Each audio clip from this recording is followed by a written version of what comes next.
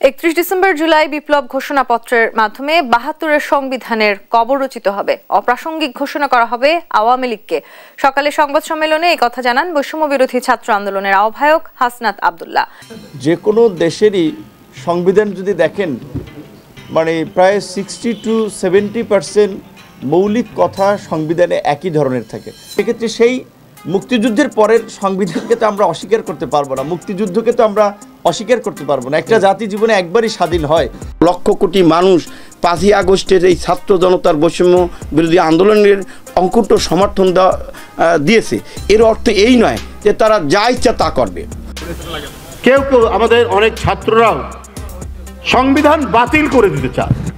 এদিকে বৈষম্য বিরোধী ছাত্র আন্দোলনের সমন্বয়করা ৭২-এর সংবিধানের কবর রচনা করে দিবে বলে গণমাধ্যমে উঠে আসে।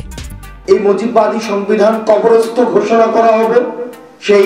সেই যেখান থেকে এক দফার ঘোষণা দেওয়া হয়েছে, ঠিক সেই জায়গা থেকে মুজিববাদী ৭২-এর সংবিধানের কবর রচিত হবে, যা ৭২-এর মুক্তিযোদ্ধাদের সম্মানের বড় আঘাত হানতে পারে বলে মনে করেন গণ অধিকারের পরিষদের ভিপি নুরুল হক নূরের। শুধু তাই নয়, আওয়ামী লীগের কর্মীদের কাছে এখনও দেশের প্রধানমন্ত্রী শেখ হাসিনা বলে দাবি করেন। হাসিনা দেশের প্রধানমন্ত্রী। জুলাই আগস্ট সচিবালয়ে আগুন লাগে না, কিন্তু এখন সচিবালয়ে আগুন লাগে। মানে এটা আপনারা বুঝেন না, এটা পরিকল্পিত। হাসিনা তো বাংলাদেশের প্রধানমন্ত্রী, বাংলাদেশের আইবি। বাংলাদেশের এই জন্মলগ্নে শেখ মুজিবের যথেষ্ট ভূমিকা আছে। হাসিনা দেশের প্রধানমন্ত্রী, হাসিনা হাজারো গরিব মানুষের প্রধানমন্ত্রী। হাসিনাই তো বাংলাদেশের রূপকার। হাসিনা বাংলাদেশে আইব, এটা তো ওয়েলকাম। আমরা 1 কোটি মানুষ যায় শেখ হাসিনার এয়ারপোর্ট থেকে ওয়েলকাম জানাই আনুন। বৈষম্য বিরোধী ছাত্র আন্দোলনের সমন্বয়ক হাসিবের সামনে পাল্টাপাল্টি করা জবাব দেন এক রাজনীতি বিশ্লেষক। এখন ধরো একটা সংবিধান খুব সুন্দর করে করলা, মিলিটারি টেক ওভার হয়ে গেল। মিলিটারি টেক ওভার মানে কি? Negation of all civil laws. Automatic constitution suspended হয়ে যাবে। তখন কি করবা তোমরা? যে আজকে প্রেসার গ্রুপ, এই প্রেসার গ্রুপ তো তোমরা কি সবসময় এই প্রেসার গ্রুপ হিসেবে কাজ করবা? তখন আর্মির বিরুদ্ধে যুদ্ধ করবা?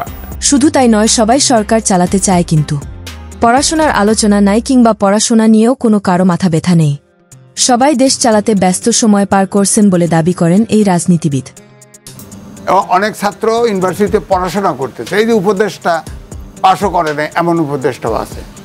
আপনি এই যে জেনারেশন গ্যাপটা করে দিলেন, 6 থেকে 8 বছরের গ্যাপ, এই গ্যাপ পূরণ করবেন কি দিয়া? এত সবাই সরকার ঠিক রাখতেছে, সরকার চালাইতে চাচ্ছে, পড়াশোনা কোথায়? পড়াশোনার আলোচনা তো নাই। লক্ষ কোটি মানুষ 5ই আগস্টের এই ছাত্র জনতার বৈষম্য বিরোধী আন্দোলনের অঙ্কুট সমর্থন দিয়েছে।